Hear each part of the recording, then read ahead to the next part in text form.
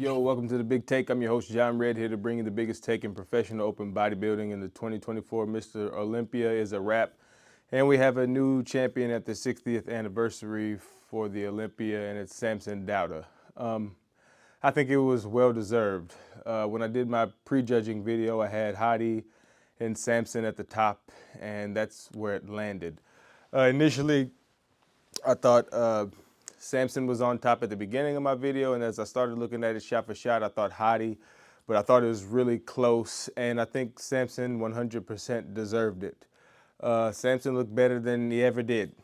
100% in his career. He was bigger and he was harder. He was just the best version. The front double bicep looked awesome. The detail in the quads and the size of the quads proportionally to the upper body and the entire ensemble is just spot on.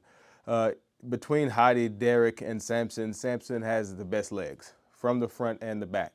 So let that sink in. And I'll say best lower body from the front and the back. I thought Samson, his lower body from the front and back were just more complete. As far as hamstrings go, he had more detail than either one of those guys, Hadi or Derek.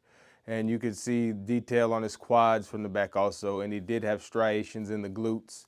Not crazy deep ones like Derek had, but nonetheless striations. He looked awesome. His back double. The fact that I believe, and a lot of other people believe, that Samson beat Hadi and Derek in both back poses says a fucking lot. Like, I mean, that was Samson's weakest shots. I mean, forever leading up to this show. And the fact that he's winning those both really put stuff into perspective big time. His side shots were better. Side chest looked great. His side tricep, he changed his posing a little bit. He doesn't do that weird lean over thing that Jay Cutler used to do that actually worked for Jay Cutler. And in turn, because he was more upright and not doing that lean over thing, he didn't have that as much pudge at the bottom. At the bottom of the abdomen, it just wasn't sticking out like it usually does. I don't want to call him pregnant in any of those shots. They were still good shots before the 2024 Olympia, but he improved it 100%. I also had Martin Fitzwater in my predictions in fifth, and he leapfrogged Andrew Jack, and I thought that was very deservingly so.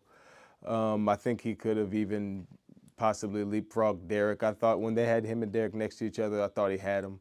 I think if he would have gotten a look at the beginning and they had a top 4 call out instead of a top 3, I think that Martin Fitzwater would have placed even higher. So all in all, it was a great show outside of the live stream, which was ass. But I'm super happy for Samson Dauda, and I'm excited to see what he does now that he's a Mr. Olympia. Obviously, once you get that Mr. Olympia title, your life completely changes.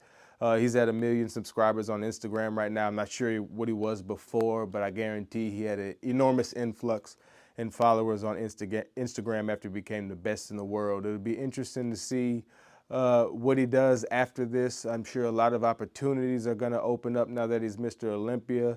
He's going to have a ton of appearances, I'm sure, a ton of interviews, and he's just going to be on cloud 9. And I think he deserves it, and I think he's going to be a great ambassador for the sport.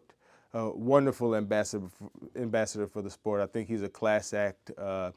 He's just a real good guy, and he's got a lot of personality. And I think for 2024, this works. I like it. So congratulations to Samson Dauda, and I'm John Red. This is The Big Take, and I'm gone. Bye.